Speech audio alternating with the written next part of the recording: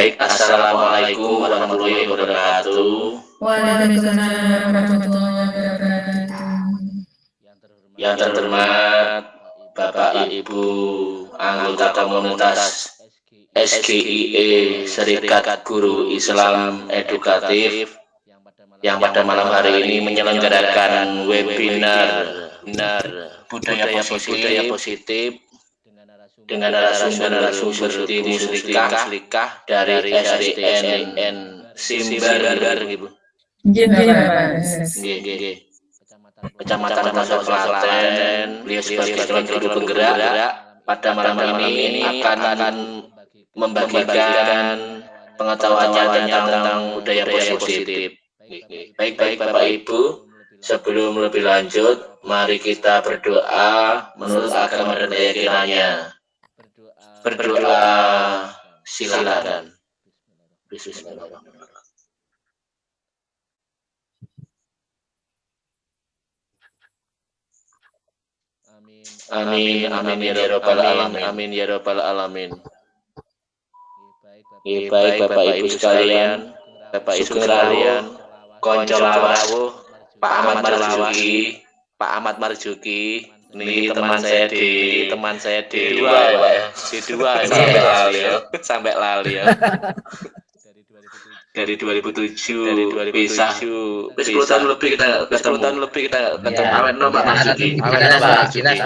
Tapi ya cuma sekedar salaman. Nggih Pak Marzuki. Selanjutnya waktu saya berikan kepada Bu Musrika nggih. Saya bantu di sini untuk share screen-nya.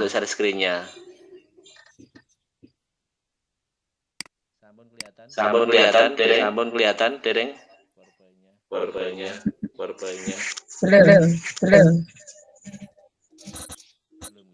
Belum, sudah.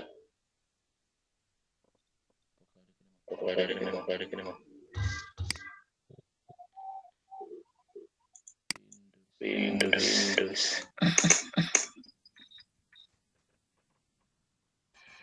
Nek. Boarding.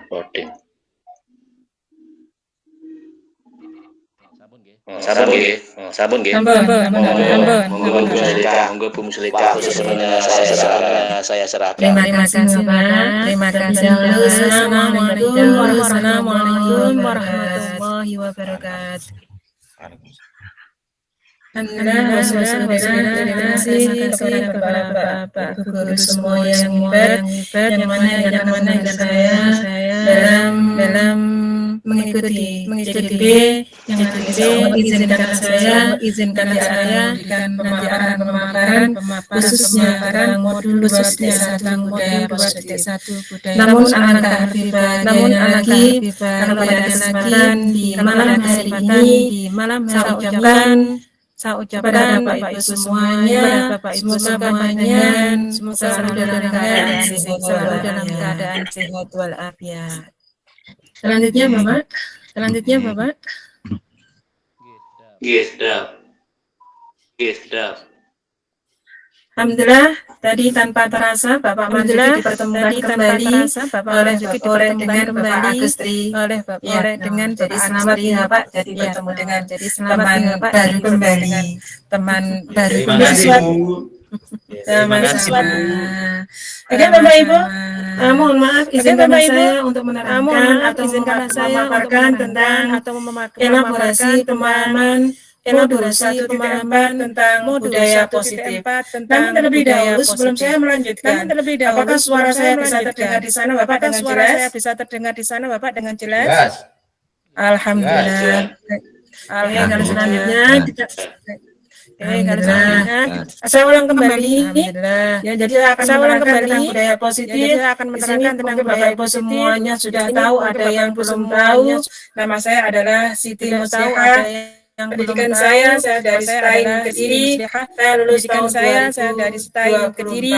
Sedangkan alhamdulillah oleh Allah saya diberikan kesempatan untuk melanjutkan sekolah ke jenjang S2. Saya lulus pada tahun 2011 dari Universitas Muhammad Surabaya.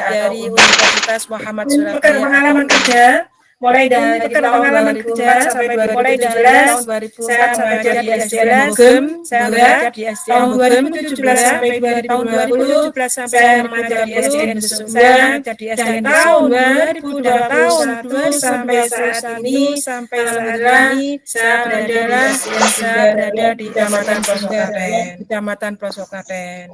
Itu profil saya. Lanjutnya Bapak. Oke Bapak Ibu, agenda pada malam yang pertama adalah yang pembukaan dari sudah dibuka oleh beliaunya Bapak Agus. Kita lanjutkan dengan nanti pemahaman inti, selanjutnya di eksplorasi konsep dan refleksi. Next Bapak. Mari kita bahas satu demi satu. Namun terlebih dahulu, alangkah indahnya kalau Bapak Ibu semua silakan dinyalakan mic-nya. Yang dimana di sini saya nanti akan bertanya kepada Bapak semuanya tentang pertanyaan tematik. Panjenengan nanti setuju atau tidak setuju. Mohon dijawab bersama-sama. Pertanyaan yang pertama atau pertanyaan tematik yang pertama adalah hukuman dapat mendisiplinkan anak. Hukuman dapat mendisiplinkan anak. Panjenengan setuju atau tidak Bapak Ibu? Bapak Ibu, pripun setuju napa mboten? Hukuman dapat mendisiplinkan anak? Melihat hukumannya, Bu. Mendisiplinkan anak? Oh, melihat hukumannya. Yang meringankan. Melihat hukumannya. Berarti panjenengan setuju atau tidak kalau hukuman dapat mendisiplinkan anak? Walaupun tidak, kalau hukuman dapat lihat hukumannya itu panjenengan lihat hukumannya itu panjenengan hukuman itu tidak menyakiti anak, sejauh hukuman itu tidak menyakiti anak. Cara yang nomor 2, memberi hukuman dengan hal positif seperti membaca atau membersihkan halaman sekolah, itu dapat meningkatkan disiplin anak. Disiplin anak. Setuju apa tidak Bapak? Setuju. Apa alasannya Bapak kalau panjenengan setuju? Ya, karena membaca jelas anak-anak yang tadinya tidak mau membaca anak-anak yang tadinya tidak dengan hukuman seperti itu jadi mau membaca dengan hukuman seperti itu walaupun dengan anak saja. Walaupun dengan anak biasa membaca, yang biasa membaca meningkatkan caranya Bu. Oke, terima kasih. Coba nanti berdasarkan pertanyaan yang ketiga, berdasarkan pertanyaan yang ketiga, itu dapat meningkatkan motivasi belajar anak. Setuju napa belajar anak? Setuju napa mboten? Memberi penghargaan. Kalau kita memberi penghargaan, kalau kita meningkatkan motivasi belajar anak, dapat meningkatkan motivasi belajar anak. Ada yang sebagian. Setuju. Alasannya apa? Apa alasannya? Kalau panjenengan memberikan setuju dengan alasannya. Kalau panjenengan memberikan setuju dengan bisa semangat belajar. Bisa semangat belajar.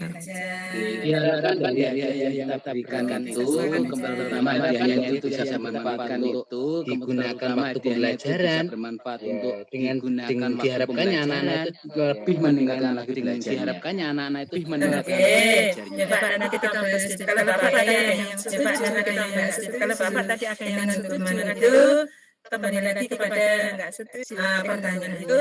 Jadi nanti akan kita bahas satu demi satu. Nanti panjenengan akan memahami. Kalau memberikan hukuman seperti ini nanti diizinkan apa enggak terjangka panjangnya. Seperti ini nanti diizinkan pendeknya. Terjangka panjangnya. Ini akan kita bahas satu demi satu. Terima kasih atas semua jawaban dari panjenengan yang hebat. Atas semua jawaban dari panjenengan yang hebat. Ada yang next Bapak lanjutnya. Setuju. Next Bapak lanjutnya. Topik kali ini yang akan kita pelajari, karena tadi saya menanyakan tentang setuju atau tidak setuju, sekarang topik dalam eksplorasi konsep yang akan kita bahas nanti ada 7 Bapak. Yang pertama, modul budaya positif. Topik yang kedua adalah perubahan paradigma. Topik yang ketiga, nanti saya akan menjelaskan tentang disiplin positif. Boleh enggak kita tentang berikan hukuman atau enggak? Yang keempat adalah motivasi perilaku manusia. Yang keempat ada motivasi perilaku di dalamnya.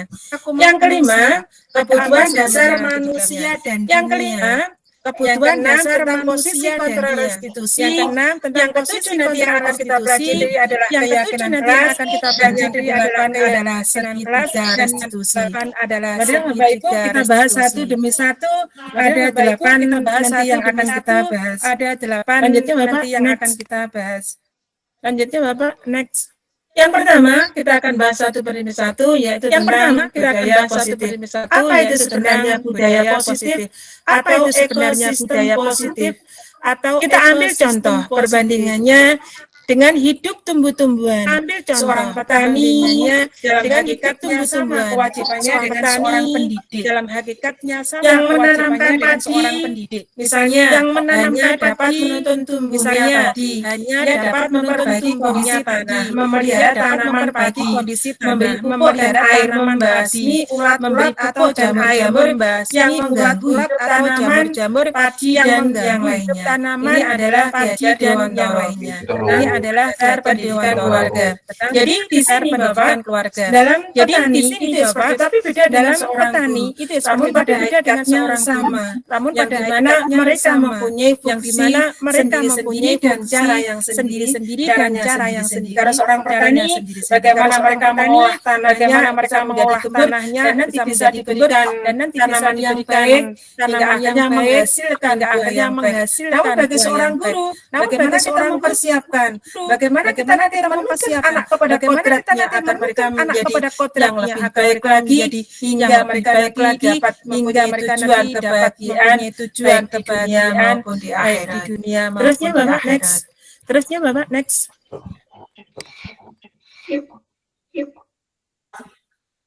Yang pembelajaran yang kedua tentang kolaborasi tentang perubahan paradigma. Di sana Bapak bisa melihat itu gambar apa Bapak Ibu yang ada di sana pandai lihat.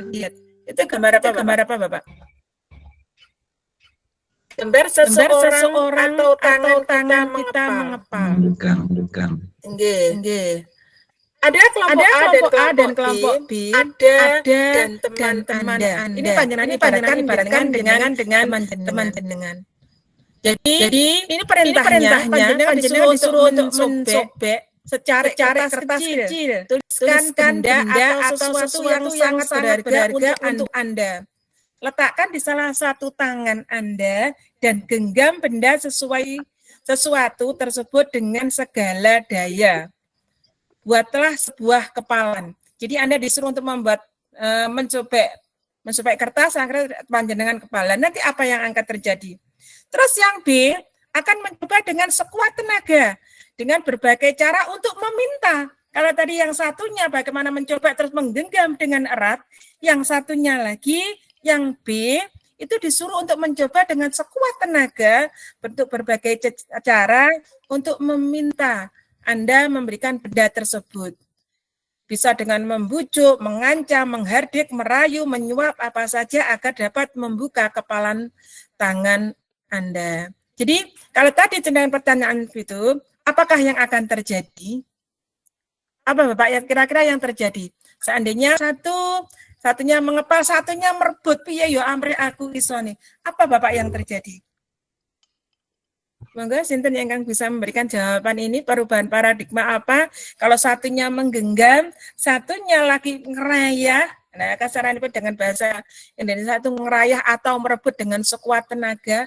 Apa Bapak yang akan terjadi dengan keduanya? Monggo. Sinten yang bisa memberikan komentar? Monggo Bapak Ibu. Ini bisa panjenengan ibaratkan seperti murid-murid panjenengan, seandainya mereka berjaya itu, perubahan apa yang bisa terjadi?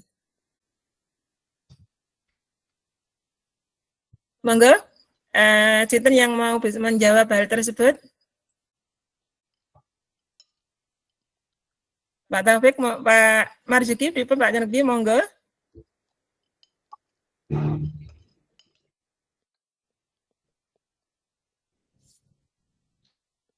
Bapak Ibu, ini sama kita ibaratkan Bapak, apabila kita dalam satu sekolahan kita saling menggenggam bersama-sama, intinya di sini kita akan bisa melaksanakan tugas itu dengan baik. Beda kalau kita dengan kita sendiri, kita jalankan sendiri, apa-apa kita jalankan sendiri. Akhirnya segala sesuatu yang ingin kita raih, di sana kita nanti tidak akan bisa mencapai dengan baik. Intinya itu inti dari kepalan tangan tersebut. Selanjutnya Bapak, next.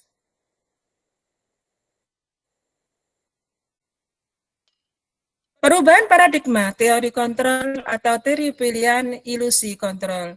Ibu guru, jadi kalau lihat gambaran tadi, ada beberapa yang harus kita titik beratkan, yang dimana ibu guru bisa mengontrol muridnya.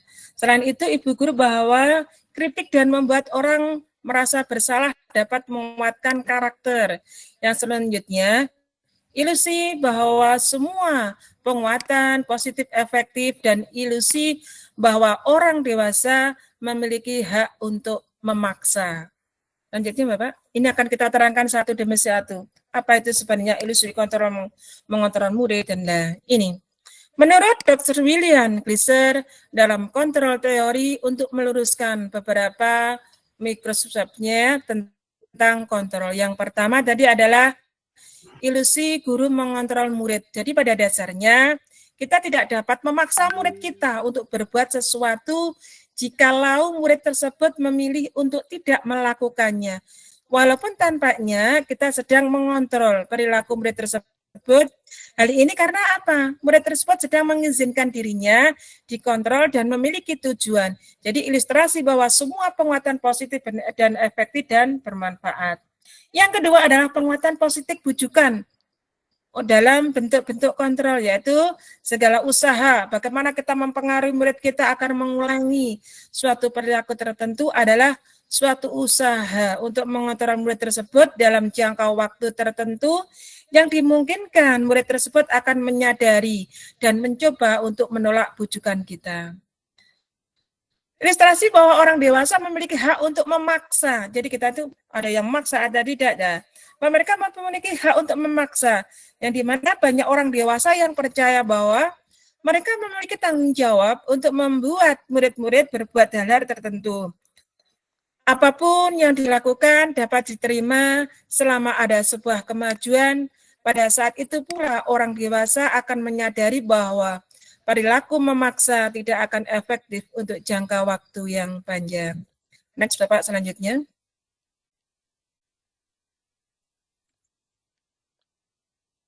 Nah, perubahan paradigma atau stimulus respon, teori kontrol, itu bisa kita lihat dari bagaimana respon tentang dunia dan teori tentang dunia itu sendiri. Stimulus respon tentang dunia, realitanya kebutuhan kita sama. Namun dalam teori kontrol tentang dunia itu berbeda. Realitas kontrol kita berbeda. Yang selanjutnya semua orang melihat hal yang sama. Kita mencoba mengubah orang agar berpandangan sama dengan kita. Orang lain bisa mengontrol saya bisa mengontrol orang lain. Pemaksa ada pada saat bujukan gagal, model berpikir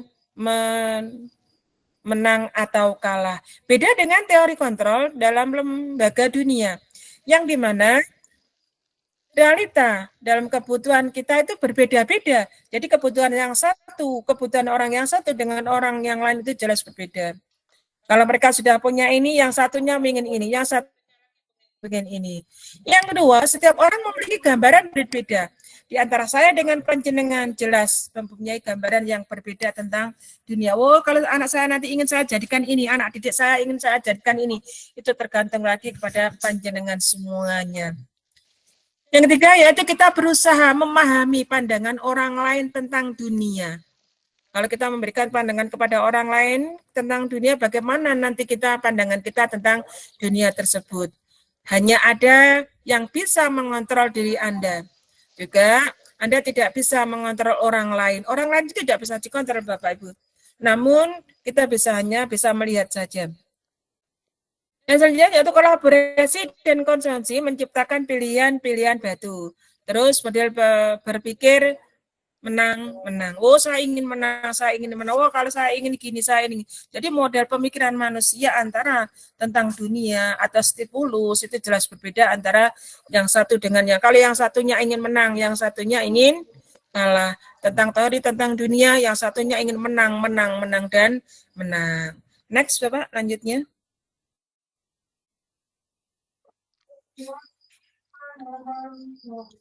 Kalau tadi tentang kontrol tentang dunia, sekarang perubahan paradigma, stimulus respon, teori kontrol atau teori pilihan. Siapa sesungguhnya yang memiliki kontrol itu? Yang stimulus respon atau teori kontrol atau pilihan? Yang stimulus respon, kita mencoba mengubah orang agar berpandangan sama dengan kita.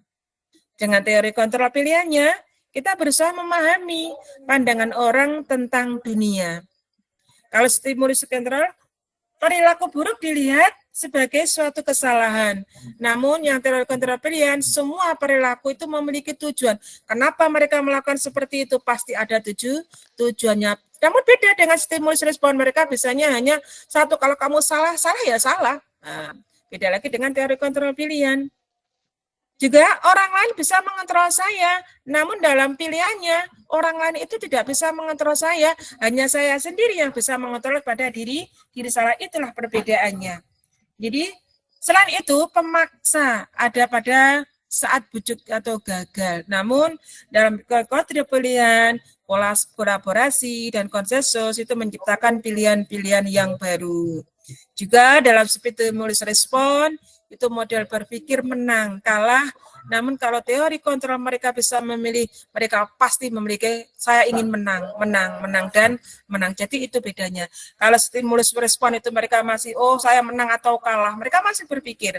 Namun kalau teori pilihan, saya harus menang. Saya harus menang, dan bagaimana usahanya. Next, Bapak. Nah, sekarang kita akan melanjutkan kepada pembelajaran yang ketiga tentang disiplin positif yang biasa ini kita lakukan. Apakah itu sebenarnya arti atau makna daripada disiplin tersebut? Makna disiplin itu berasal dari bahasa Latin disciplinar, yang artinya belajar. Makna asal dari kata ini berkonotasi dengan disiplin diri dan murid-murid sekolah tes dan plano. Disiplin dari membuat orang menggali potensinya menuju sebuah tujuan apa yang dihargai. Mohon maaf Bapak, kita sebentar ya, karena ada azan.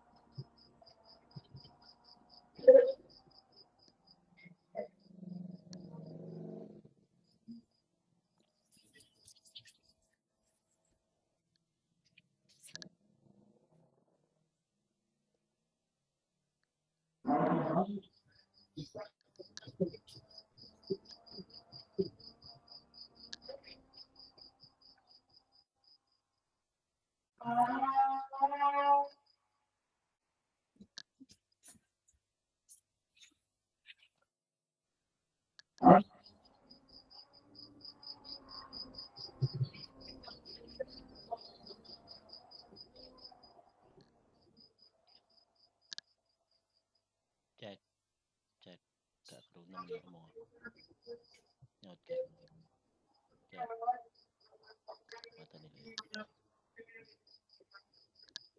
Bumus dengar suara saya? Bumus? Berarti mati mikrofon. Bumus dengar suara saya, Bumus? Oke, tidak. Gak kerungu ya Bumus ya suaraku? Oke, gak kerungu. Uangnya nambah kakean materi ini, nyimpang gitu.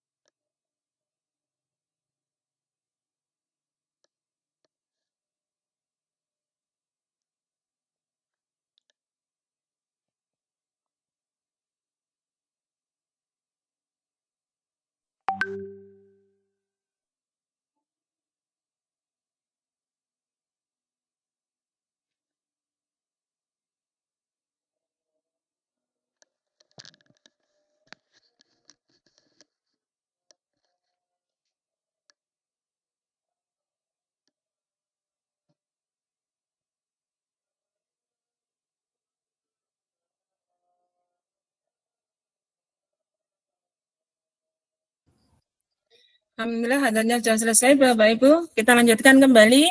Dan di mana dalam makna disiplin adalah tadi sudah jelaskan ada yang artinya belajar. Namun dalam budaya kita, makna kata disiplin itu telah berubah menjadi sesuatu yang dilakukan seseorang pada orang lain untuk mendapatkan kepatuhan. Kecenderungan untuk umum adalah menghubungkan kata disiplin dengan ketidaknyamanan, bukan dengan apa yang kita hargai atau pencapaian suatu tujuan mulia. Next, Bapak.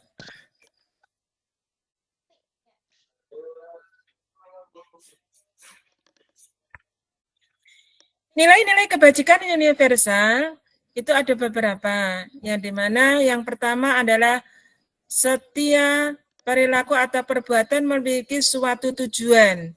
Menurut Dr. William Glasser pada teori kontrol 1984.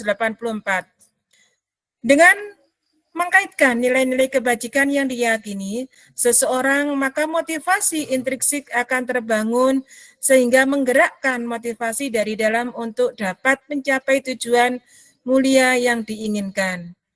Itu menurut Johannes Glossen pada tahun 1998. Sedangkan nilai-nilai kebajikan yang ingin dicapai oleh setiap anak Indonesia, kita kenal dengan profil pelajar Pancasila kalau saat ini. Yang dimana isi dari profil pelajar Pancasila itu yang pertama adalah beriman kepada Tuhan Yang Maha Esa dan berakhlak mulia. Yang kedua mandiri, yang ketiga bernalar kritis, yang keempat berkebinekaan global, yang kelima bergotong royong, dan yang keenam adalah kreatif. Lanjutnya Bapak.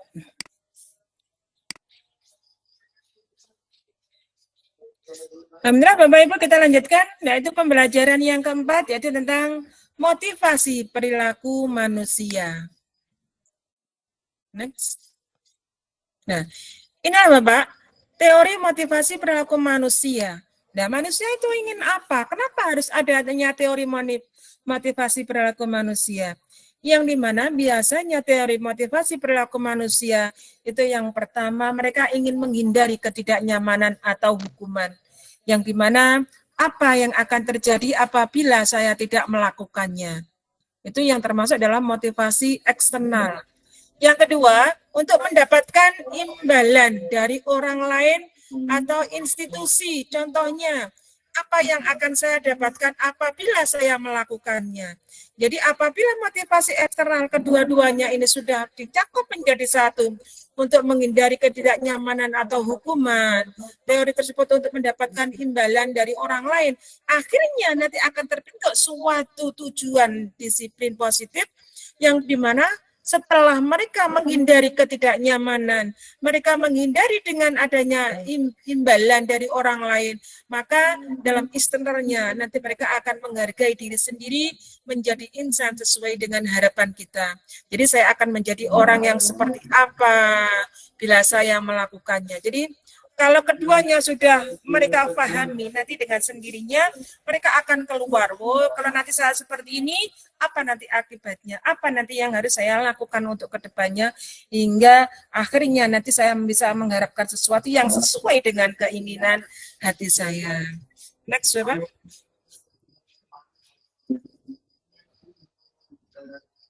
Ini adalah merdeka. Merdeka itu tidak hanya terlepas dari perintah Bapak Ibu. Ternyata orang ingin merdeka itu juga harus cakap buat memerintah diri sendiri. Oh, saya itu merdeka, namun dalam syukur atau kenyataannya saya itu belum bisa memerintah diri saya sendiri. Oh, waktunya sholat saya belum sholat, oh waktunya lah. Kalau kita sudah mempunyai kecakapan sendiri, mereka itu nanti akan tergerak dengan sendirinya. Kalau kita bisa diperintah orang lain, maka diri kita dulu yang harus kita perintah untuk menjadi yang lebih baik lagi. Kuncinya itu, Bapak. Kalau kita bisa memerintah orang lain, suatu saat kita juga akan diperintah oleh orang lain. Kalau kita ingin terlepas dari sana, maka kita harus melepaskan diri dari sana. Karena apa? Sesuatu yang kita genggam itu lambat laut harus kita lepaskan dengan satu demi satu. Kita harus mempunyai rasa ikhlas. Itulah yang dinamakan dengan merdeka. Jadi sebelum kita bisa mengekang diri kita untuk melaksanakan, kita sama sekali belum termasuk orang-orang yang merdeka. Merdeka kembali lagi kepada dirinya sendiri. Selanjutnya Bapak, next.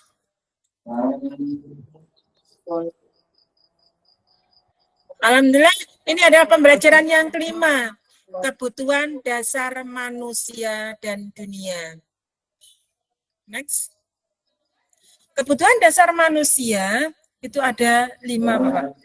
1, kita itu pengen hidup. Kebutuhan dasar seperti apa yang mereka inginkan atau manusia inginkan itu. Yang pertama adalah kebutuhan untuk hidup. Contohnya apa, Pak? Kebutuhan hidup itu. Kebutuhan hidup kita itu adalah makan, kita ingin minum, kita ingin itu adalah kebutuhan hidup yang harus kita laksanakan untuk bisa kita itu. Kalau kita ingin hidup, kita harus bekerja. Nah, terus selain kebutuhan dasar, kita ingin hidup, kebutuhan yang adalah perlu adanya kasih sayang dan rasa kita untuk diterima oleh orang lain. Kalau kita di sekolah dengan rasa senang, anak-anak dengan senang, maka mereka akan menerima dengan kita, mereka dengan akan rasa senang dengan sendirinya. Selain itu juga adanya rasa kesenangan. Apa itu rasa kesenangan, Bapak? Contoh kecil. Kita butuh rekreasi, kita butuh pergi kemana dengan yang bisa menyenangkan hati kita masing-masing. Juga dalam penguasaan, kebutuhan dasar yang lain manusia itu adalah kebutuhan penguasaan, yang dimana kita sebagai seorang harus bisa menguasai, mengendalikan pada diri kita sendiri. Kebutuhan ini ada sangat banyak sekali. Juga adanya kebutuhan kebebasan yang dimana kita tadi sudah kita terangkan di depan bahwa kalau kita bisa memerintah diri sendiri, itu kita bisa bebas dengan sendirinya. Next, Bapak.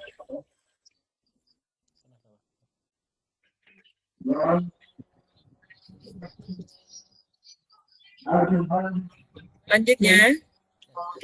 Nah, ini adalah yang keenam. Pembelajaran yang keenam itu adalah posisi kontrol restitusi. Nah, tidak apa penyebarannya dalam posisi kontrol restitusi ini. Next, Bapak.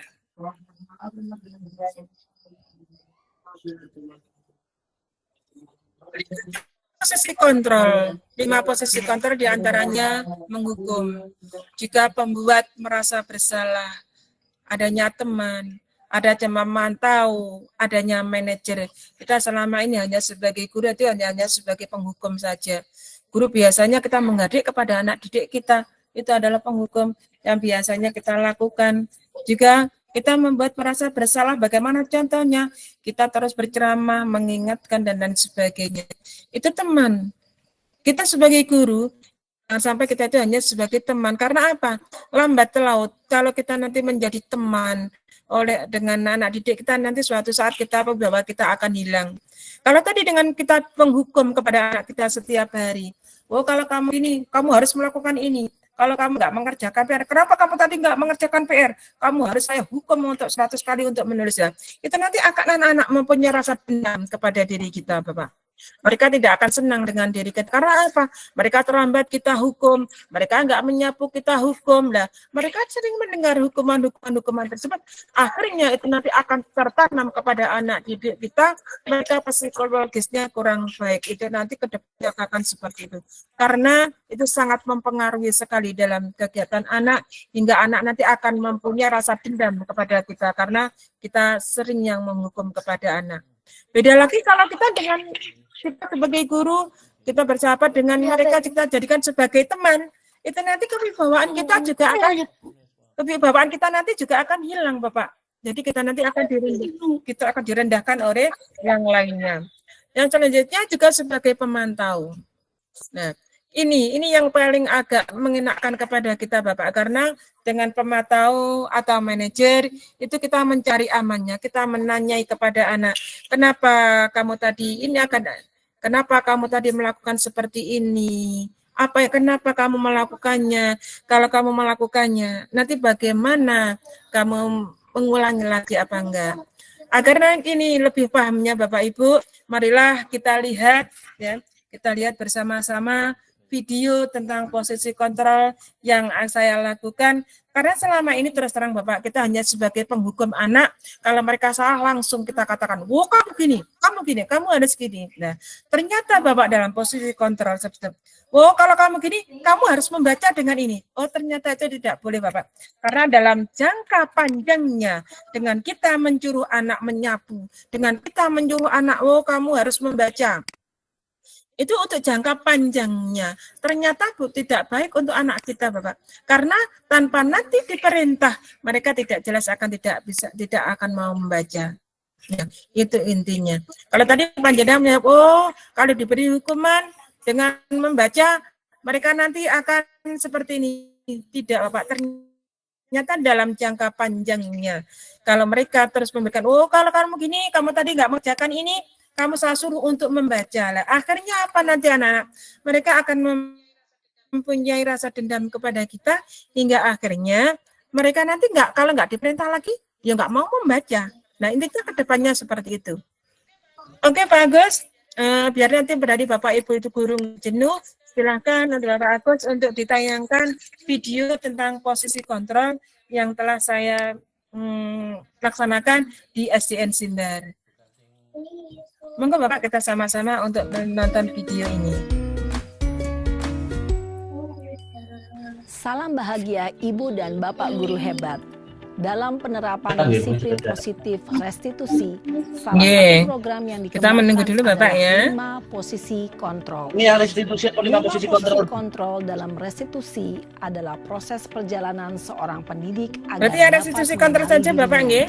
Pada video kali ini kita akan membahas tentang 5 posisi kontrol. Kalau tadi kan posisi kontrol, sekarang kita posisi kontrol saja yang diperlihatkan Bapak, biar Bapak Ibu guru nanti nggak jenuh setelah melihat videonya, nanti bisa kita terangkan. 5 posisi kontrol itu adalah 1. Posisi penghukum. 2. Posisi pembuat merasa.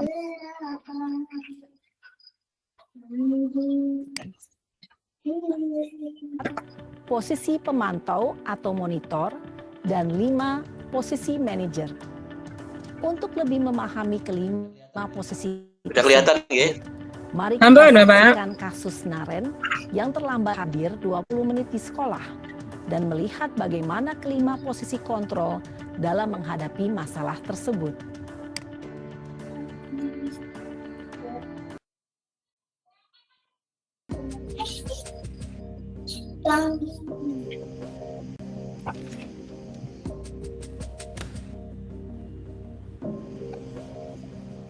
Naren! Sini kamu! Selamat pagi, Bu. Selalu terlambat. Kamu deh, pasti terlambat. Maaf, Bu. Saya... Apa? Apa coba? Alasan kamu apa lagi? Kapan sih kamu tidak terlambat?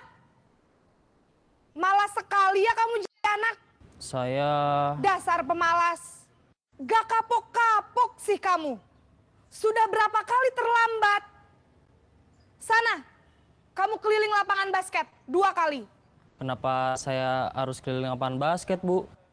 Kenapa? Kamu mau lawan ibu? Berani-beraninya jawab. Sudah terlambat, masih berani jawab pula. Sekarang, keliling lapangan basket 5 kali sekalian. Biar kapok. Cepat, pergi sana ke lapangan basket. Posisi penghukum biasanya berbicara dengan nada tinggi, menghardik, menunjuk-nunjuk, menyakiti, dan menyindir. Hukuman bisa berupa fisik maupun psikis. Ibu dan Bapak guru hebat, dampak yang terjadi pada murid ketika guru berada pada posisi penghukum adalah murid cenderung akan memberontak, bahkan menyimpan dendam.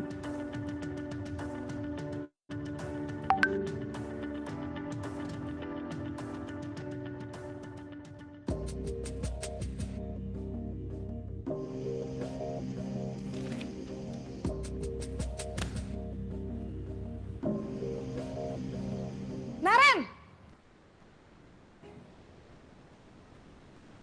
Selamat pagi, Bu. Naren! Naren. Kamu kenapa terlambat lagi, Nak? Ya Tuhan, Naren.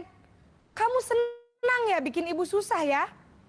Kalau kamu terlambat lagi, nanti ibu yang ditegur bapak kepala sekolah, Nak.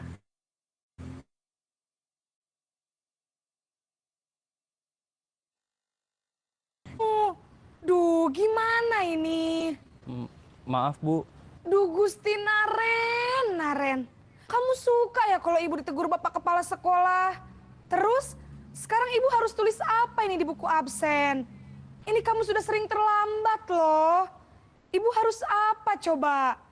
Maaf, Bu. Maaf sekali. Ya sudah, lain kali jangan bikin ibu susah lagi ya, Nak ya. Ibu tidak akan kuat lagi kalau kamu begini terus. Bisa kalau ibu tegur bapak kepala sekolah. Sana cepat ke kelas. Maaf ya, Bu. Maaf sekali.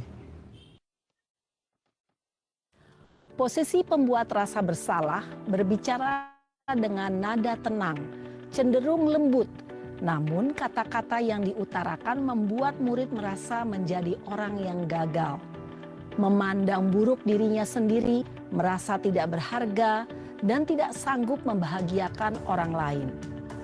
Ketika guru mengambil posisi pembuat rasa bersalah, murid akan menganggap dirinya yang bersalah dan ia akan menyimpan emosi negatif tersebut di dalam dirinya.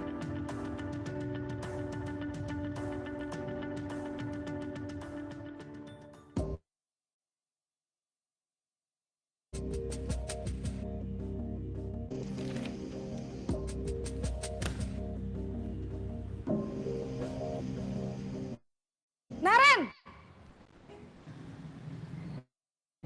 Selamat pagi, Bu. Wah, sudah jam berapa, sayang? Iya, Bu. Abang ya, Bu. Kamu malah menyalahkan ibu kamu.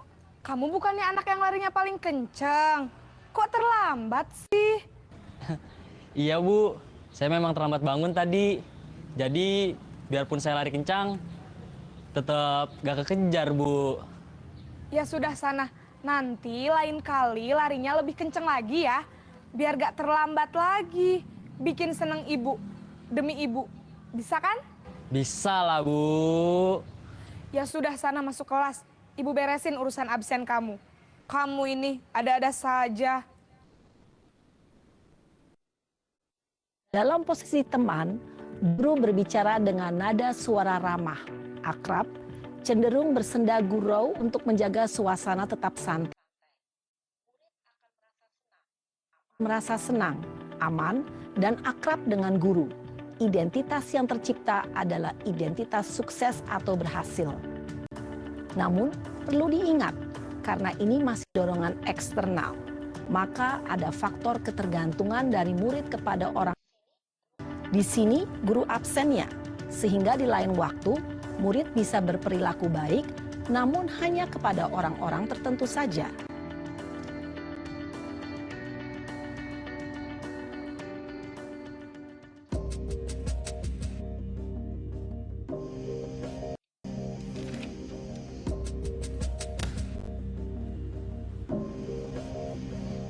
Naren!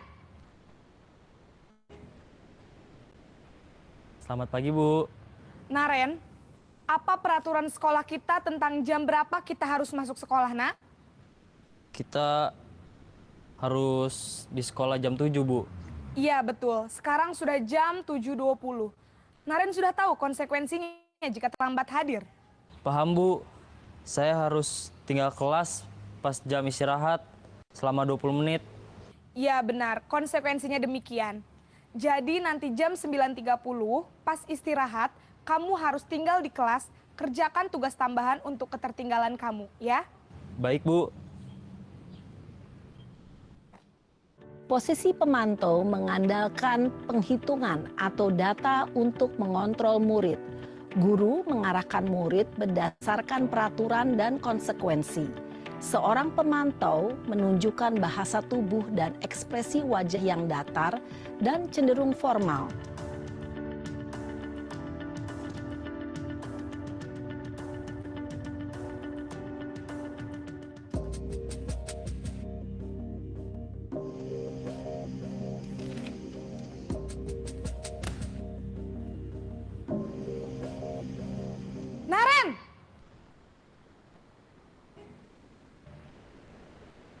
Selamat pagi, Bu. Selamat pagi, Naren. Maaf, Bu. Saya terlambat. Iya, sekolah masuknya jam 7, sekarang sudah jam 7.20. Jadi sekarang bagaimana ini, Naren? Maaf, Bu. Saya lupa setel alarm saya semalam. Baiklah, menurut kamu, keyakinan sekolah yang mana yang perlu kamu tingkatkan? Menghargai diri sendiri dan orang lain mungkin ya, Bu. Setuju. Jadi, apakah Naren meyakini prinsip saling menghormati tersebut? Iya, Bu. Saya meyakininya. Apakah Naren bersedia memperbaiki masalah keterlambatan ini? Bersedia, Bu. Bagaimana kamu akan perbaiki masalah keterlambatan ini? Saya akan coba untuk tidak lupa menyetel alarm saya, Bu. Baik. Kalau Naren lupa menyetel alarm di rumah, ada orang yang kira-kira bisa bantu mengingatkan? Ada, Bu. Kakak saya, Kak Ema. Ada lagi selain Kak Ema? Selain Kak Ema, ada ibu saya. Baik, jadi yang mengingatkan Naren adalah Kak Ema dan ibu kamu ya? Kira-kira akan mulai setel alarm kapan nih, Naren? Setelah pulang sekolah, akan segera saya lakukan. Baik, jadi Naren akan setel alarm untuk bangun besok pagi dan akan diingatkan oleh kakak dan ibunda Naren ya. Ada lagi yang mungkin perlu dilakukan, Naren, agar tidak terlambat bangun lagi? Tidak ada, Bu. Baik, Naren. Terima kasih untuk kerjasama kamu. Sekarang kamu perlu kembali ke kelas untuk belajar. Baik, Bu. Terima kasih. Posisi manajer adalah posisi kontrol yang disarankan untuk membimbing murid memiliki sikap disiplin yang positif, yaitu murid yang mandiri, bertanggung jawab, dan dapat memecahkan masalah. Tujuan dari posisi ini adalah agar murid dapat berefleksi atas tindakannya. Guru akan dengan tulus memberikan pertanyaan-pertanyaan bermakna, sehingga membuat murid dapat belajar dari kesalahannya dan mencari sebuah solusi untuk menyelesaikannya. Ibu dan bapak guru hebat, setelah mengamati adegan kelima posisi kontrol tadi, kira-kira posisi mana yang paling ideal? Posisi mana yang dapat menunjang motivasi intrinsik murid? Ya, tentu posisi manajer. Posisi ini memang posisi ideal yang ingin dituju setiap pendidik. Pada posisi inilah, guru dapat menerapkan disiplin positif yang berpihak pada murid, yang memerdekakan murid. Perjalanan seorang pendidik tentunya tidak mudah untuk sampai pada posisi seorang manajer. Namun, tujuan kita pasti, yaitu menciptakan murid-murid yang mandiri, merdeka, dan bertanggung jawab. Semoga penggambaran 5 posisi kontrol yang telah diperlihatkan ini dapat menjadi ajang refleksi bagi kita semua, agar dapat terus mengasah dan menerapkan disiplin positif yang memerdekakan murid. Mari terus berlatih dan bersemangat. Selamat menerapkan. Salam dan bahagia Ibu dan Bapak Guru. Alhamdulillah Bapak Ibu Guru, Bapak Ibu yang hebat, itulah tadi yang baru kita lihat adalah 5 posisi kontrol. Yang pertama tadi ada sebagai penghukuman. Kita bisa melihatnya bahwa kalau kita sering memberikan hukuman, akhirnya murid itu akan menjadi pendendam kepada diri kita. Yang kedua, berbuat kesalahan. Jadi dengan suara yang pelan, dengan suara yang lirih. Kalau kita yang selanjutnya adalah sebagai teman. Kalau kita sebagai teman, itu wibawa seorang guru itu akan jatuh. Karena apa? Kita bisa dilecehkan oleh anak-anak. Mereka biasanya nggak akan mempunyai rasa kesopanan kepada kita, hingga akhirnya biasanya mereka tuh sopannya kurang.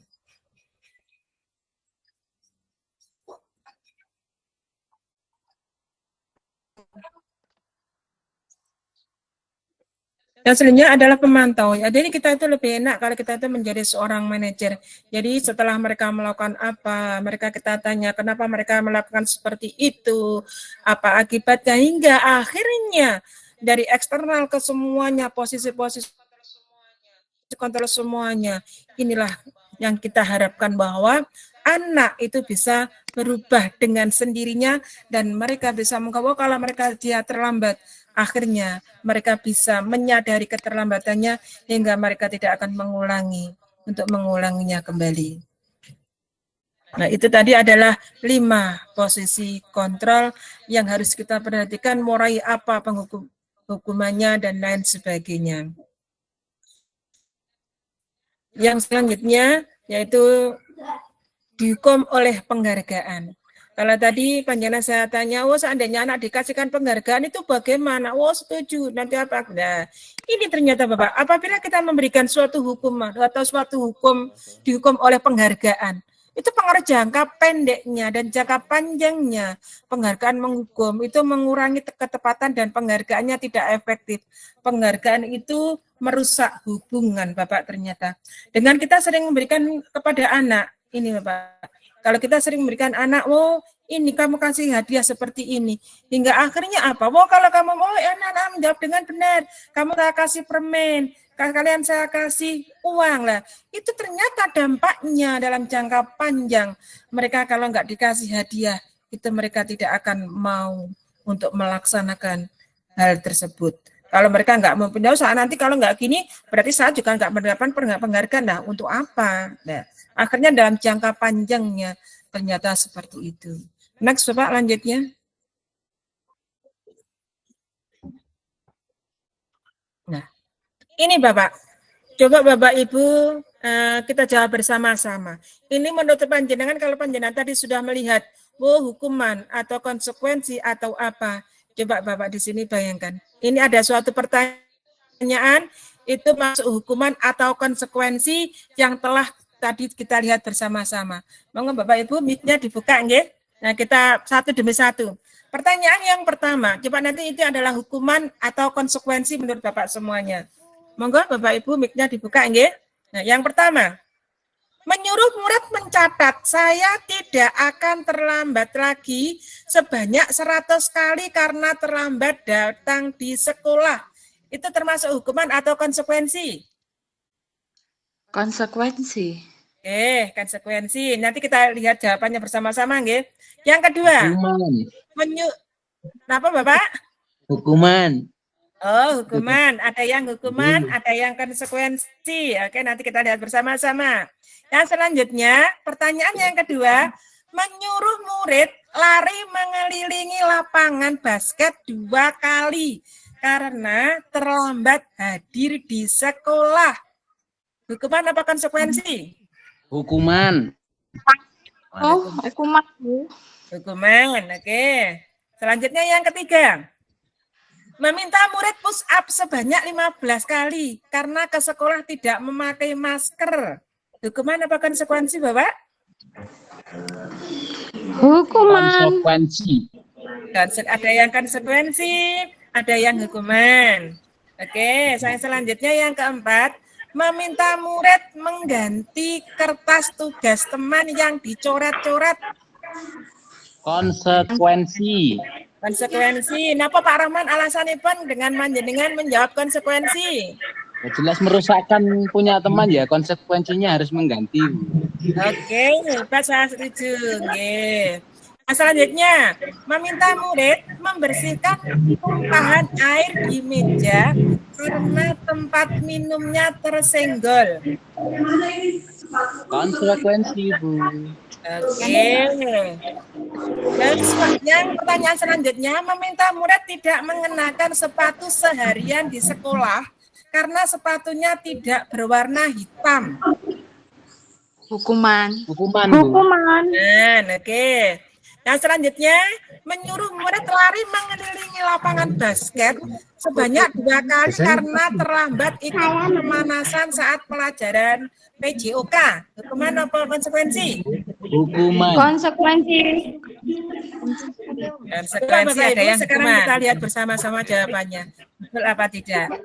Selanjutnya Bapak, kita lihat jawabannya bersama-sama Bapak Ibu. 1, 2, 3.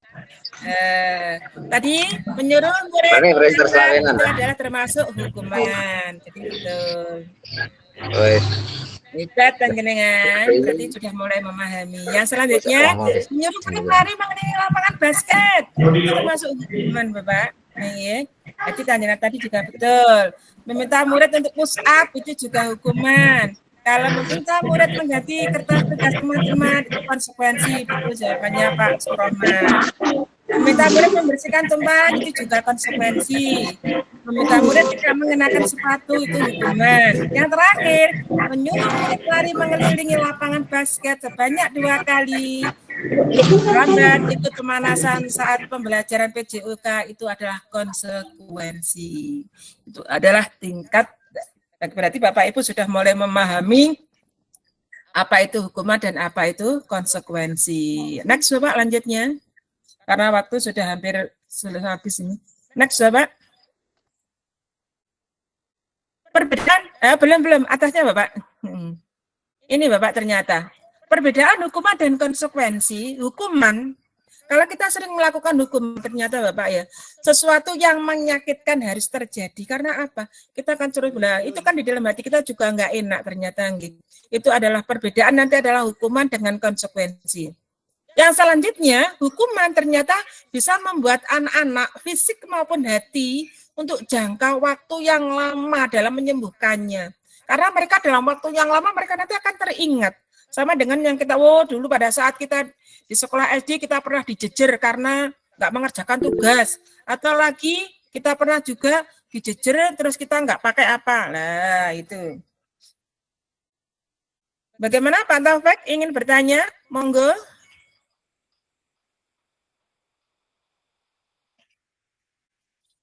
Monggo Pak Taufik, ada yang ingin ditanyakan? Oke, kita lanjutkan dulu ya. Terus ada anak membenci kedisiplinan. Karena apa? Dari awal mereka sudah, kalau salah di sini, salah harus diginikan. Nah, itu akhirnya akan terus membuat anak-anak itu akan merasa mereka marah, rasa bersalah, dipermalukan, merasa tak dihargai. Karena seringnya dilakukan dengan hukuman. Namun beda dengan konsekuensi. Kalau konsekuensi, anak belajar untuk memenuhi peraturan, konsep diri yang baik. Kalau saya melakukan seperti ini, saya nanti harus seperti ini. Terus mereka juga mendorong agar mudah menyesuaikan diri. Itu kalau konsekuensi. Kalau nanti saya seperti ini, dengan internalnya berarti saya nanti harus seperti ini. Nah, mereka sudah mempunyai kesadaran sendiri. Kalau nanti mereka sudah melakukan seperti ini, konsekuensi saya nanti apa? Nah, itulah perbedaan antara hukuman dan konsekuensi. Next, Bapak lanjutnya.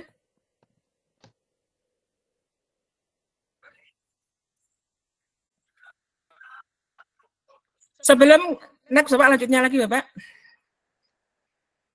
Nah, pembelajaran yang ke-7 tentang keyakinan kelas, mungkin Pak Ahmad Taufik ini mau bertanya. Monggo, Bapak. Pak Taufik, ada yang ingin ditanyakan?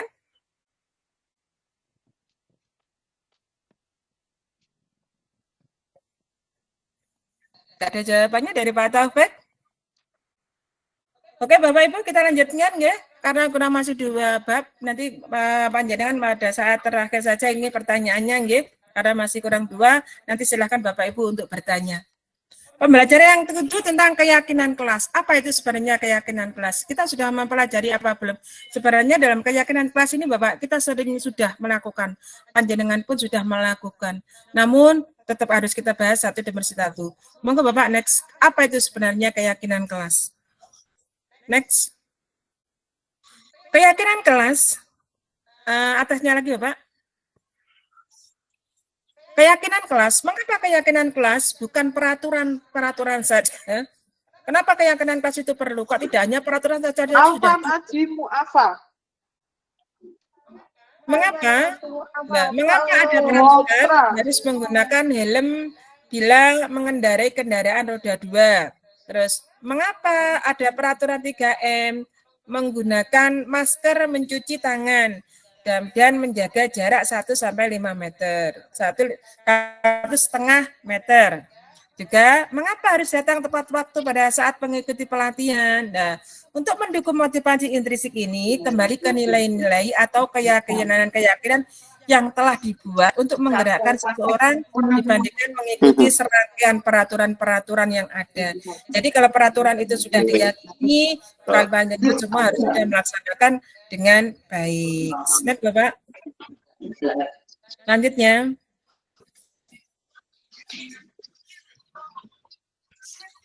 Nah, ini Bapak, dalam peraturan kelas itu pasti adanya keyakinan kelas. pasti adanya juga lingkungan yang positif, budaya yang positif yang tadi sudah diterangkan pada atasnya tadi. Apa itu keyakinan positif, lingkungan yang positif.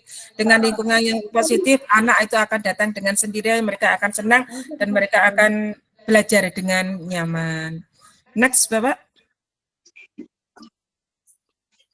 Nah, selanjutnya Bapak Ibu, saya ingin bertanya lagi kepada panjenengan semua. Yang dimana di sini ada dua, satu kesepakatan kelas yang sama sebenarnya. Mana yang merupakan keyakinan kelas? Lah, mengapa? Yang sebelah kiri, sebelah kiri itu adalah kenyamanan kesepakatan kelas yang dimana satu datang tepat waktu mengucapkan salam, menjaga kebersihan sekolah, juga aktif dalam pembelajaran. Yang satunya lagi kesepakatan kelas yang lain, kami guru dan murid yang saling menyayangi, kami murid yang semangat belajar, juga kami murid yang peduli dengan teman-teman. Nah, ini mana Bapak yang merupakan keyakinan kelas? Yang B. Yang B. Berarti ya, apa Bapak alasannya? Kenapa Bapak menanyakan, oh yang B, berarti yang mana? Kuncinya yang mana? Hingga Bapak tadi mengatakan, oh yang B. Itu karena ada kaminya itu, Bu. Yang kami itu. Oh, satu ada kaminya. Ya. Dengan kalau Pak Surahman menjawab, oh kesepakatan kelas. Yang mana adalah keyakinan kelas itu yang kaminya. Monggo yang lain. Terima kasih dari Pak Surahman. Monggo dari yang lain? Ada?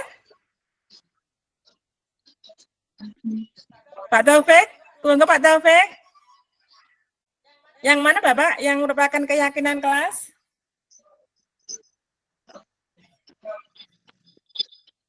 Oke, Bapak Ibu. Di sini sebenarnya yang merupakan keyakinan kelas, kuncinya itu bukan di kaminya, Bapak Ibu. Namun kunci kesepakatan kelas itu terletak pada satu, saling menyayangi, saling semangat, terus peduli dengan teman-teman. Itu yang termasuk dalam kesepakatan kelas, bukan pada kaminya. Jadi titiknya itu terletak saling menyayangi, saling menghargai, adanya semangat. Lah itulah yang termasuk dalam kesepakatan kelas. Next, Bapak lanjutnya. Nah, ini peraturan. Peraturan kelas atau nilai kebajikan yang dituju apa, Bapak? Selalu kembalikan buku ke tempatnya. Itu termasuk apa nanti? Terus dilarang mengganggu orang lain. Itu termasuk keyakinan kelas atau peraturan kelas, Bapak? Peraturan. Yang lain lagi menggunakan masker. Itu peraturan apa keyakinan? Peraturan. Jangan berlari di kelas atau koridor. Jangan berlari di kelas atau di koridor. Termasuk keyakinan kelas atau peraturan, Bapak? Peraturan. Oke, terima kasih. Next, Bapak, selanjutnya kita lihat ya, Pak. Ini termasuk keyakinan. Ya, ini Bapak. Jadi kalau tadi mana Bapak mengatakan, oh ini peraturan. Ini dah yang lain. Ini adalah ini Bapak. Jadi kalau kita selalu kembali ke tempatnya dan suatu peraturan, namun yang pentingnya adalah adanya rasa tanggung jawab untuk mengembalikan buku. Kalau tadi menggunakan masker, nah untuk apa masker itu? Ternyata masker itu digunakan untuk menjaga kesehatan, menjaga keselamatan. Terus jangan berada di kelas atau koridor, itu merupakan kalau kita memakai jangan berlari biar kita nanti selamat atau menjaga keamanan. Next, Bapak. Alhamdulillah memasuki pembelajaran yang ke-8, segitiga restitusi. Kurang mau pinjol apa? Coba. Pinjol kurang apa? Lanjutnya, Bapak. Dan apa sebenarnya nanti ketika restitusi? Apa itu restitusi? Restitusi adalah proses menciptakan kondisi bagi murid untuk memperbaiki kesalahan mereka sehingga mereka bisa kembali pada kelompok mereka dengan karakter yang lebih kuat. Restitusi merupakan proses kolaboratif yang mengajarkan murid untuk mencari solusi untuk masalah mereka dan membantu murid berpikir tentang orang seperti apa yang mereka ingin dan dia dan bagaimana mereka harus memperlakukan orang lain. Next, Pak. Nah, ciri-ciri restitusi itu ada 9, yaitu memperbaiki hubungan, tawaran, restitusi untuk mencari kebutuhan, sampai restitusi fokus pada solusi, dan restitusi mengembalikan murid yang berbuat salah pada kelompoknya. Jadi ibu ini mau. Next, Pak. Ada tengah-tengah kole. Pak, ketika restitusi, gambarnya seperti ini, jadi menampilkan identitas, adanya validasi yang salah, juga menanyakan keyakinan, itu harus berangkaian, Bapak. Itu harus berangkaian, dan itu tidak boleh satu saja dalam kelas 3. Namun harus dari atas dulu menstabilkan kita ditanya. Setelah itu kenapa mereka melakukan seperti itu, kita tanya dulu. Jadi kalau sudah kita tanya, mengapa kamu melakukan seperti itu, kenapa kamu tadi terlambat, hingga keyakinannya kelas, dengan mereka ditanya seperti itu, akhirnya nanti mereka akan menyadari daripada kesalahannya hingga mereka tidak terlambat.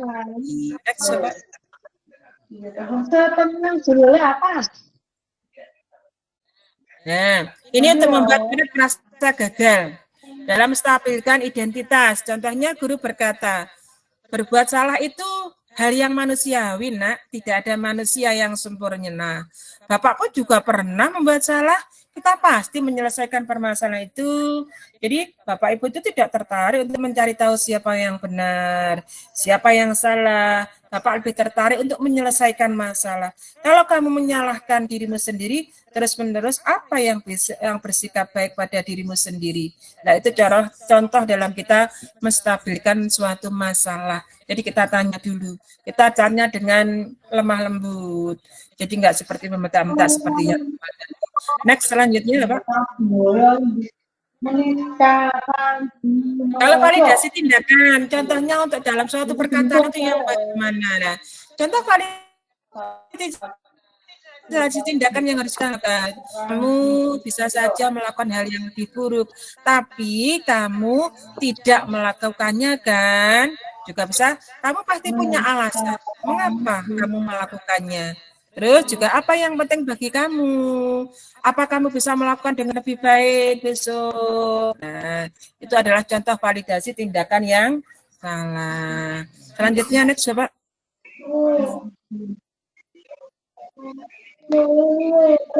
Ini yang ketiga, tadi kan menanyakan keyakinan. Contoh katanya bagaimana? Ini.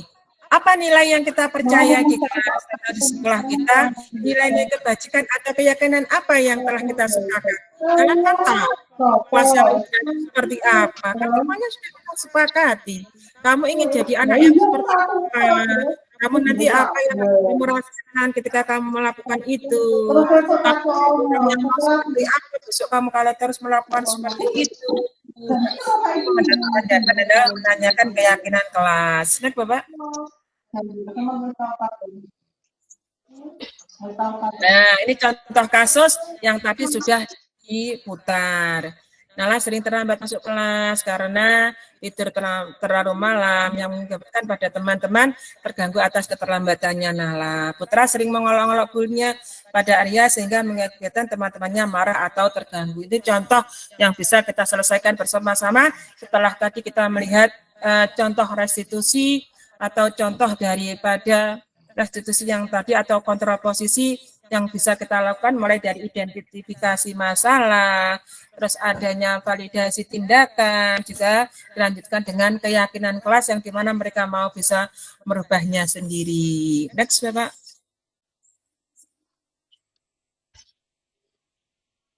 Terus, next. Alhamdulillah, Bapak Ibu. Di sini kita sudah selesai. Kurang afdal kalau tidak ada pertanyaan. Monggo Bapak, saya kembalikan lagi kepada Pak Agus. Mungkin nanti dari Bapak Ibu guru ingin bertanya. Monggo Pak Agus, kami persilahkan. Saya kembalikan lagi kepada Pak Agus.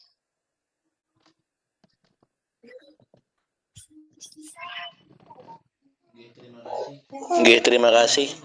Demikian tadi presentasi dari Bu Siti Muslikah tentang budaya positif, nggih. Menarik sekali. Kita buka termin untuk tanya jawab, nggih. Monggo tanya jawabnya. Langsung mic-nya aja, nggih, dinyalakan. Ada. Nah.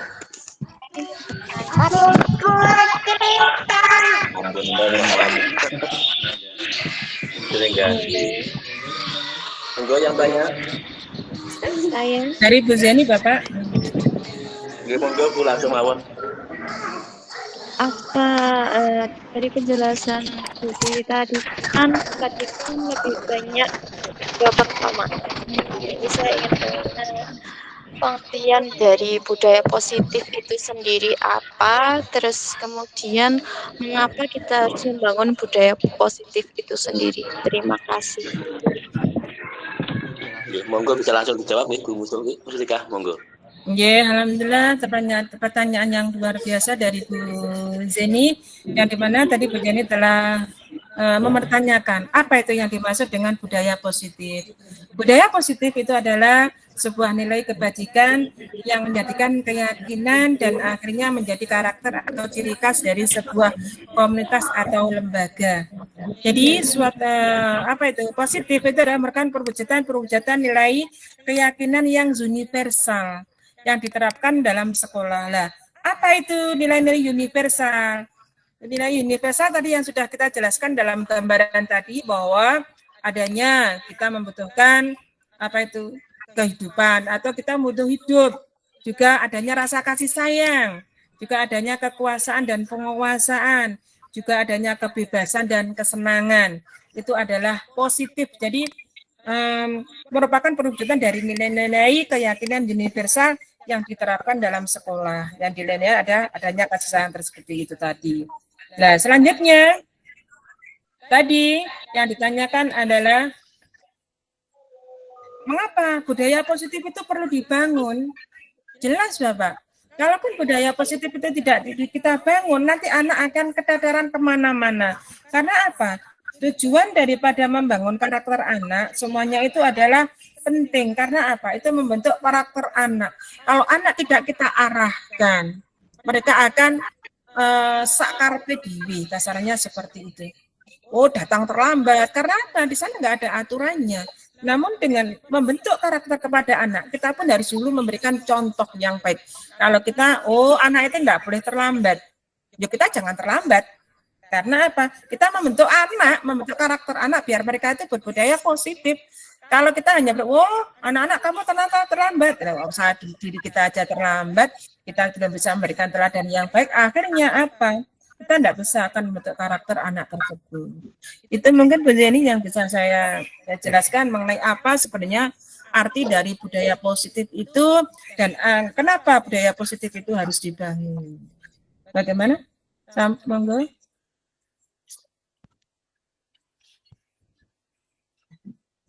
Mungkin sesi berikutnya, Bu, untuk berbagi aksi nyata itu dengan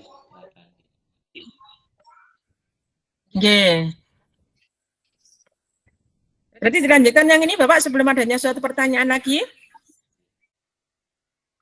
Iya, langsung ini aja dulu, menyingkat waktu. Oke, Bapak, nanti kita lanjutkan pertanyaannya lagi, nggih. Ini kita lihat aksi nyata yang saya lakukan. Ini budaya positif, Bapak. Jadi, ini kita membuat suatu keyakinan kelas sebelum kita masuk pada saat pembelajaran awal, kita nanti bisa membuat daripada keyakinan kelas, bisa dari kelas 1 atau dari kelas 4, 5, 6. Di sini saya membuat dari kelas 4, 5, dan 6. Next, Bapak. Nah, keyakinan kelas itu berupa pertanyaan-pertanyaan yang universal yang dibuat dalam bentuk kalimat positif. Keyakinan kelas tidak dibuat dalam jumlah banyak sehingga mudah kita ingat. Mungkin bisa 6, bisa 7, jadi nggak usah banyak-banyak. Karena dengan itu mereka akan nanti bisa, kalau saya membuat keyakinan seperti ini, terus akan mengingatkan kepada mereka hingga mereka bisa melakukannya dengan sendirinya. Next, Bapak. Nah, ini manfaatnya. Di lingkungan sekolah perlu adanya keyakinan kelas agar bisa memunculkan motivasi intrinsik siswa. Diterapkan melalui keyakinan kelas pada akhirnya bagaimana, Bapak? Meningkatkan kesadaran murid dan memunculkan motivasi intrinsik dalam bentuk karakter positif.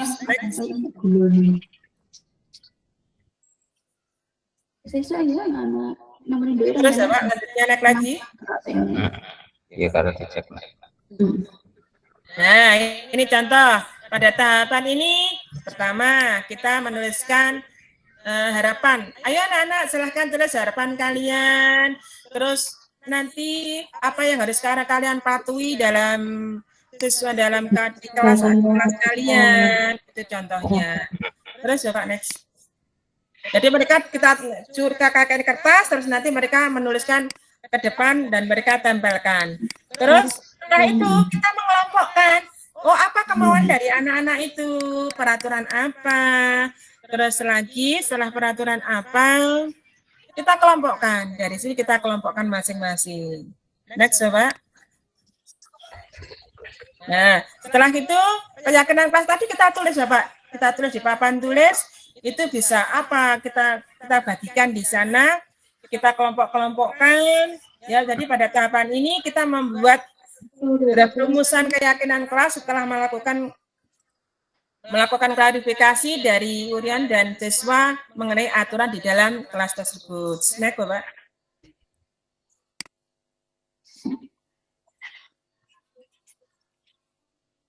Nah, setelah itu, setelah semuanya dibuat, jangan lupa Bapak, anak-anak Bapak Ibu, anak-anak disuruh untuk menandatangani, karena itu tadi adalah keyakinan kelas mereka bersama-sama yang dibuat secara bersama-sama. Mereka nanti akan mempunyai kesadaran bersama-sama untuk melaksanakan dan mensukseskan kegiatan yang mereka pelajari. Next. Nah, ini setelah itu anak-anak yang terakhir hasilnya kita pajang sebagai hasil kreasi daripada mereka yang telah mereka sepakati. Itulah. Nah, setelah itu adanya umpan balik. Kalau sudah kita buat, kita adakan, oh apa tadi yang kamu buat, itu harus ada umpan balik dari mereka. Mereka senang nggak setelah membuat persiapan seperti itu. Nah, selanjutnya Pak, harus ada umpan balik dari siswa setelah kita memberikan pelajarannya. Sesama umpan baliknya dari siswa, mereka bisa merasa senang. Nah, selanjutnya Bapak. Nah, rekapan umpan balik keyakinan kelas. Melibatkan siswa apa enggak kita tadi? Kalau iya, kita terang ya. Ini adalah umpan balik keyakinan kelas yang telah dibuat tadi. Baik kelas 4, 5, dan 6. Semuanya ada di sana apa enggak? Nah, selanjutnya refleksinya. Pada aksi nyata ini, saya telah banyak belajar mengenai apa itu keyakinan kelas dan berusaha membuat dan mendiskusikannya pada siswa saya. Keyakinan kelas membantu mereka mendapatkan inspirasi dan internal mereka sendiri untuk menjadikan pribadi mereka yang lebih baik lagi. Ya, Bapak.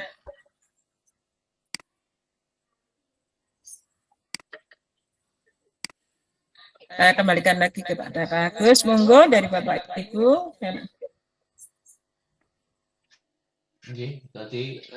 Tadi berbagi aksi nyata atau ya sebuah tindakan konkret yang dilakukan oleh Bu Muslikah di kelasnya terkait membuat keyakinan kelas.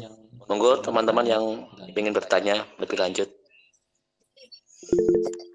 Langsung mic nyalakan. Monggo Pak Marjuki menawi ada yang ditanyakan. Oke, terima kasih Pak Agus. Ini dalam proses belajar mengajar dan pembelajaran itu pasti ada tantangan yang dihadapi, nggih. Nah, ini saya mau tanya kepada Bu Siti, tantangan apa saja yang mungkin dihadapi dalam menciptakan budaya positif di sekolah? Oke, langsung bisa saya jawab Pak Agus. Langsung saya jawab Pak Agus, nggih. Terima kasih Bapak atas pertanyaannya yang luar biasa dari Pak Maryuki. Banyak sekali Bapak tantangan-tantangan yang kita hadapi dalam budaya positif atau budaya positif di sekolah itu banyak sekali. Yang dimana kita bisa melihat di sekolah kita saja contoh kecilnya. Yang dimana kita bisa melihat bahwa semua guru itu belum bisa mengubah mindsetnya tentang budaya positif. Kalau dulu saya dulu melihat di SD saya gurunya itu seperti itulah. Mereka itu belum bisa mengubah banyak sekali. Mereka sering datang terlambat dengan seenaknya sendiri karena mereka melihatnya dulu itu seperti itu. Yang kedua, tantangannya itu masih banyak guru yang belum move on sehingga masih berperilaku sebagai penghukum. Kamu datang terlambat, kenapa? Nah, biasanya kan memang seperti itu dan kita belum bisa menghindari semuanya itu. Yang selanjutnya lagi tantangannya masih ada, tantangan yang lain, kita dalam menciptakan budaya positif itu tidak bisa secara langsung. Namun dalam mengubah kontrol guru itu bisa sampai dalam tahap manajer. Jadi satu dalam kontrol ini, selanjutnya pemantau, selanjutnya lagi. Jadi ada prosesnya dan proses itu tidak gampang, namun proses itu lama dan nantinya kita bisa sebagai dalam tahapan manajer. Yang selanjutnya juga tantangan yang lain itu harus adanya kolaborasi. Ini yang paling penting lagi. Harus adanya kolaborasi semua unsur di sekolah secara simultan dan berkesinambungan.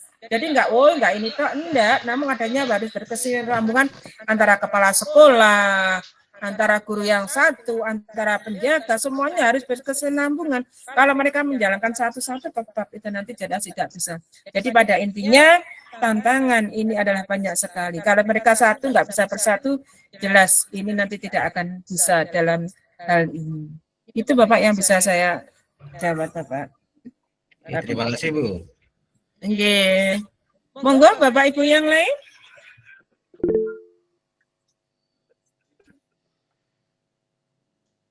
Monggo Pak Jamal. Ingin menanyakan tentang restitusi pada murid yang bermasalah itu. Itu kira-kira apa? Terima kasih.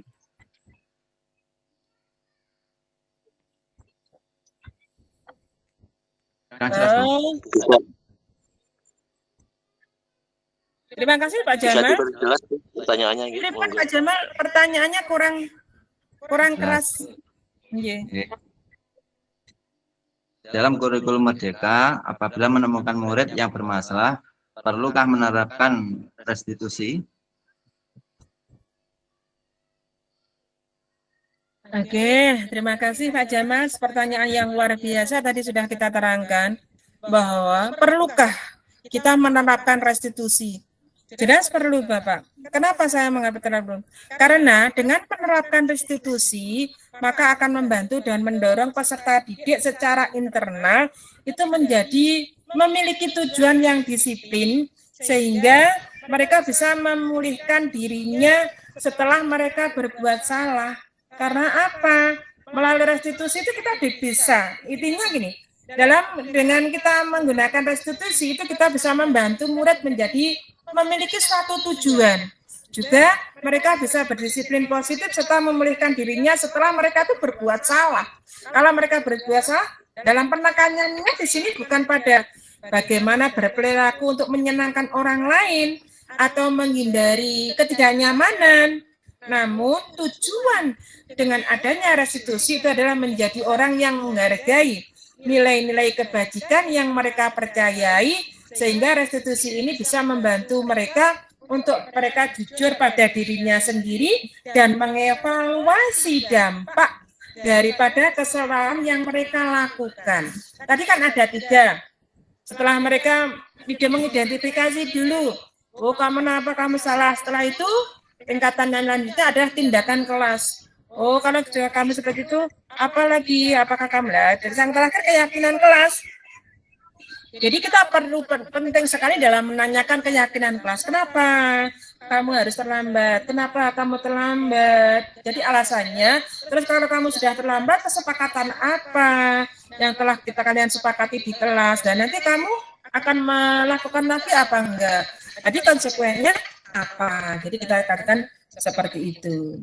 Jadi sangat penting sekali yang intinya kita mengadakan restitusi. Karena dalam tingkatan-tingkatan restitusi, kalau kita nanti dari satu ke lainnya, kalau kita nanti bisa secara berurutan jelas, itu nanti semua suatu permasalahan akan bisa diselesaikan dengan baik tanpa kita mengumbar suara dengan keras. Itu Bapak pada intinya.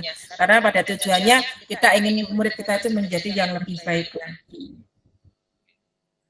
Bagaimana Pak Jamal?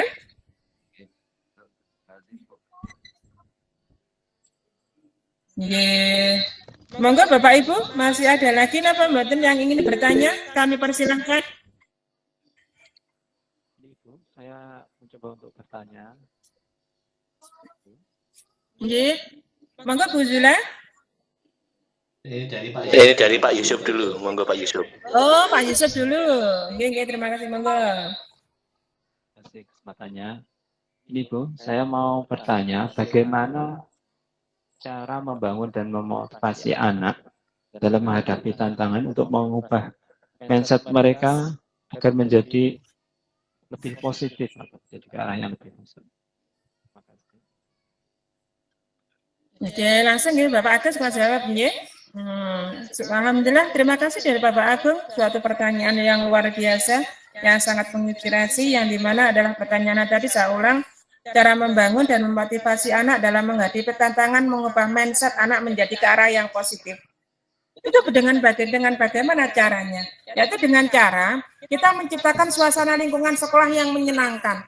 Kalau sekolah kita itu sudah menyenangkan, jelas anak-anak nanti akan merasa aman dan mereka akan merasa nyaman. Mereka akan memiliki rasa senang. Oh, sekolah saya bersih. Hingga akhirnya kalau sudah mereka merasa nyaman, mereka merasa aman, mereka merasa senang, jelas nanti mereka akan berpikir secara kritis.